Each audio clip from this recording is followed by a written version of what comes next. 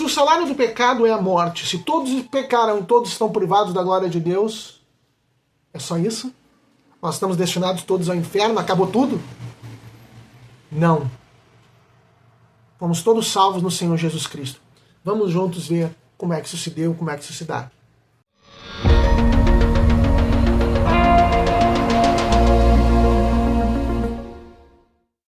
Olá, paz de Jesus, que bênção, estamos novamente juntos. Meu nome é Manuel Guimarães, da comunidade Paz e Mel. Deus abençoe a todos. E nós estamos aqui novamente meditando os tesouros da igreja, recebendo os tesouros da igreja, o querigma, as verdades fundamentais da nossa fé. E nós completamos as duas primeiras verdades, a verdade do grande amor do Senhor, o amor infinito do Senhor por nós, e a verdade do pecado no mundo e do pecado original, que modificou, que é a causa de todos os males no mundo são decorrência do pecado. E não só os males desse mundo, mas em decorrência do pecado original, o ser humano, todos nós, eu, você, todos, nós estamos destinados à morte física, e todos já sabemos, nós já estamos acostumados com essa realidade, mas a morte eterna também. Todos nós estávamos destinados a irmos para o inferno depois da morte física, a perdermos totalmente o contato com Deus, a perdermos totalmente a presença de Deus, e isso ser para nós, seus filhos, suas criaturas, um sofrimento atroz, insuperável, de grandes torturas no inferno por toda a eternidade. Como os pastorinhos de Fátima viram, nós estamos vendo na série da Urgência da Mensagem de Fátima. O que fazer então?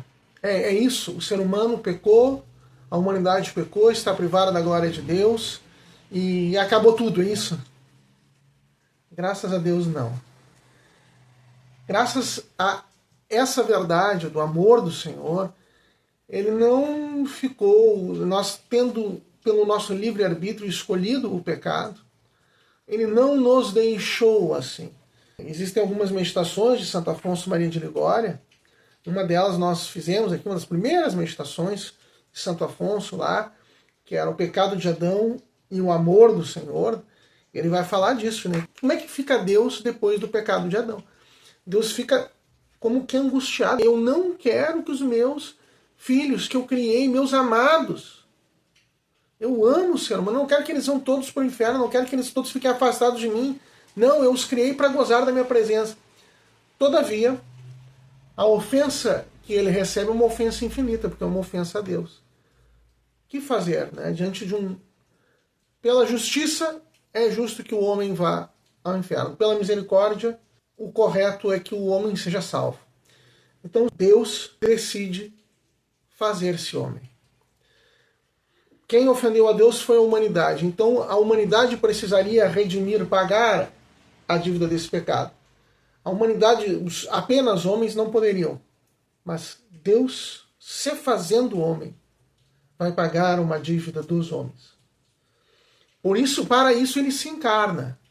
Ele vem do céu, ele assume uma carne semelhante à do pecado, uma carne igual a nossa em tudo, exceto no pecado, para que ele possa, na idade adulta, na plenitude da sua vida, entregar-se, sofrer a paga do pecado.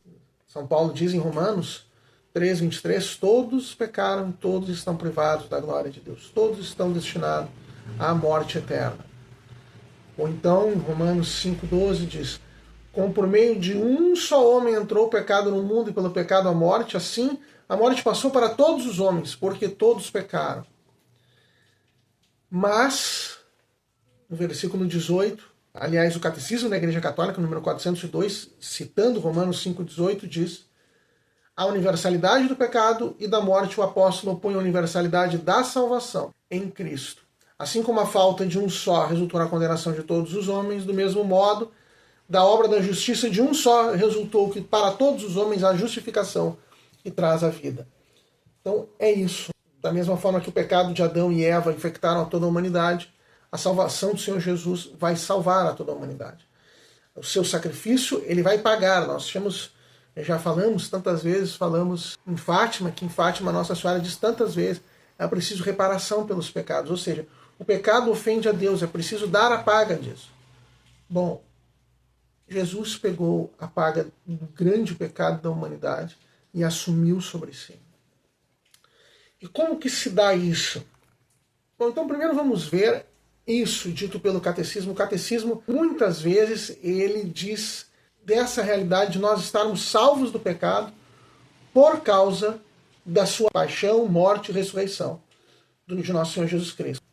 São Paulo, em 2 Coríntios 5,15, diz: sim, Cristo morreu por todos, a fim de que os que vivem já não vivam para si, mas para aquele que por eles morreu e ressurgiu. E no Antigo Testamento existe uma palavra muito conhecida, que é sempre leitura na Sexta-feira Santa, que é a imagem do servo sofredor. Isaías vê lá no final do capítulo 52 e na maior parte do versículo do capítulo 53, ele vai falar do seu servo justo que vai pegar os nossos pecados, os nossos sofrimentos e vai pagar a dívida da humanidade. Diz assim lá em Isaías: em verdade, ele tomou sobre si nossas enfermidades e carregou com nossos sofrimentos. Nós o reputávamos como um castigado, ferido por Deus e humilhado, mas foi castigado por nossos crimes e esmagado por nossas iniquidades. O castigo que nos salva pesou sobre ele. Fomos curados graças às suas chagas. Todos nós andávamos desgarrados como ovelhas e seguíamos cada qual o nosso caminho. O Senhor fazia recair sobre ele o castigo das faltas de todos nós. Isso é Isaías 53, 4 a 6. E quem é esse? É o Senhor Jesus. Vai dizer quem é, segue o próprio Isaías. O justo, o meu servo, justificará a muitos homens. Isaías 53, 11b. E diz o catecismo: este projeto divino da salvação mediante a morte do servo, o justo, havia sido anunciado antecipadamente na Escritura como um mistério da redenção universal, isso é, de resgate que liberta os homens da servidão do pecado. São Paulo, em sua confissão de fé, diz ter recebido, 1 Coríntios 15, 3, professa que Cristo morreu por nossos pecados segundo as Escrituras. A morte redentora de Jesus cumpre em particular a profecia do servo sofredor, é o número 601 do Catecismo da Igreja Católica. Se o salário do pecado é a morte, a realidade que nós temos é que a morte do Senhor Jesus não foi por causa de algum pecado dele, que ele não tinha. Não foi pelo seu pecado. É porque ele assumiu os nossos pecados. Se não fosse assim, ele não teria morrido. Ele não precisaria morrer, porque o salário do pecado é a morte. E o Senhor Jesus não tem pecados pessoais, não tem pecado. Mas ele morreu porque ele assumiu o nosso pecado. E nessa assunção do nosso pecado, ele deixou transparecer no seu corpo todo o mal, toda a dor, todo o sofrimento que o pecado realiza em Deus. As chagas, os sofrimentos que nós vemos no Senhor Jesus, desde o Getsemane, o suar sangue, a agonia, ele que diz: minha alma está numa tristeza de morte. O padre Raniero Cantalamessa diz que os apóstolos não o reconheciam. Quando ele chama Pedro, Tiago e João para rezarem no Getsemane, eles não reconhecem a maneira como ele fica.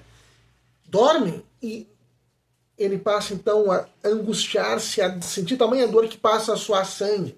E depois a entrega, as humilhações diante do Sinédrio, as batidas, as bofetadas, a entrega a Pilatos, o julgamento iníquo, a apresentação a Herodes, a flagelação, todos os golpes que recebeu, sua carne rasgada, a coroa de espinhos furando a sua cabeça, carregada a cruz, a dor da chaga do ombro, os pregos, os cravos nas mãos e nos pés, a lança, todas as dores, atrocismo, a angústia da falta de ar.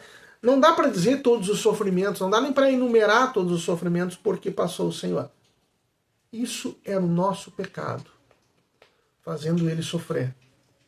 E depois do sofrimento, a morte. A consequência final do pecado. Bom, agora que ele sofreu, nós não precisaremos mais sofrer essa consequência. A morte física, sim, mas a morte eterna, não. Nós estamos resgatados. Então, essa é a verdade central da nossa fé. Nós dizíamos lá no começo que a pregação dos apóstolos começava com Cristo morreu, Cristo ressuscitou. O fato central da nossa fé é que Cristo morreu e Cristo ressuscitou. Ele morreu por nossos pecados e ressuscitou para a nossa justificação. Ele assumiu todo o nosso pecado. Nosso pecado não tem mais o poder de nos afastar de Deus. E ele ressuscita, ele vence a morte, para nos justificar, para nos dar a possibilidade da eternidade, se nós formos fiéis a ele. Bem, então, catecismo também. Os pecados dos homens depois do pecado original são sancionados com a morte. Ao enviar o seu próprio filho na condição de escravo, na condição de uma humanidade decaída e fadada à morte do pecado, Deus o fez pecado. Essa é a citação de 2 Coríntios 5:21. Deus fez Jesus pecado. Aquele que não cometeu pecado, Deus o fez pecado por causa de nós. Ele que não conhecera o pecado. A fim de que por ele nós nos tornemos justiça de Deus. É o número 602 do Catecismo da Igreja Católica. Na sua morte ele venceu o pecado. Diz o número 730 do Catecismo. Jesus entrega o Espírito nas mãos do Pai, no momento em que, por sua morte, ele é vencedor da morte. O número 1019 diz: Jesus, o Filho de Deus, sofreu livremente a morte por nós em submissão total e livre à vontade de Deus, seu Pai. Porque por sua morte, ele venceu a morte, abrindo assim para todos os homens a possibilidade da salvação. É 1019. No 1086 vai dizer: o Filho de Deus, por sua morte e ressurreição, nos libertou do poder de Satanás e da morte e nos transferiu para o reino do Pai. Número 1708 vai dizer: por sua paixão, Cristo livrou-nos de Satanás e do pecado. Mereceu-nos a vida nova da graça do Espírito Santo. Mais, número 1741, a vitória sobre o príncipe deste mundo, João 14:30, foi alcançada de uma vez por todas, na hora em que Jesus se entregou livremente à morte para nos dar sua vida. Esse é o número 2853. 1741 diz: por sua gloriosa cruz, Cristo obteve a salvação de todos os homens, resgatou-nos do pecado. Então, é isso assim, várias vezes o catecismo falando de como foi na cruz e morte, na sua paixão e morte, que ele nos liberta de todo o pecado. Mas a ressurreição de Cristo, em primeiro lugar, é um fato histórico. Não é uma figura, não é uma imagem, não é a projeção da esperança dos apóstolos, não é uma coisa assim, no coração, a mensagem de Jesus continua vivo. Não é isso, não é a mensagem de Jesus continua vivo. Ele está vivo. Deus está vivo. Jesus ressuscitou. Essa é a realidade, é um fato. Diz o catecismo também, claramente, mais de uma vez. Aparece suas chagas, mas ele está vivo. Essa ressurreição são as primícias da nossa ressurreição. Nós aqui ainda estamos sujeitos à morte física. Mas, no final dos tempos, Jesus virá e ele fará novas todas as coisas. Nós, quando morremos, na morte há a separação do corpo e da alma, né? O corpo vai ao pó e a alma ou vai para Deus no céu, ou fica no purgatório para se purificar e depois ir para o céu, ou vai para o inferno no afastamento de Deus e no sofrimento eterno. A alma. Mas um dia, o Senhor Jesus vai voltar e vai haver o juízo universal e todos vão ressuscitar. Os que estão no céu vão ter seus corpos ressurretos e vão os corpos com as almas de volta para o céu. E os que estão no inferno vão com a alma e agora com um corpo ressuscitado no inferno. Ressuscitado no inferno. Então, a ressurreição de Cristo é primícia da nossa. Ele está mostrando que nosso corpo não está destinado à destruição, mas ao contrário, ele vai ser levado ao céu também, junto com a nossa alma, se nós aderirmos a ele. Então essa é a grande boa nova. O Senhor Jesus morreu por nossos pecados, ressuscitou para a nossa justificação. Nós estamos salvos, nós podemos herdar a eternidade. Nós podemos herdar a vida inteira com ele e já neste mundo viver tantos benefícios do seu amor. Como nós vamos ver a partir do próximo vídeo. Tá bem? Estamos todos salvos em Jesus Cristo. A salvação em Jesus Cristo é a nossa mensagem de hoje. Se você gostou, curta, compartilhe, divulgue, se inscreva no canal, leve o conhecimento dos outros. Tá bom? Deus abençoe a todos e até a próxima.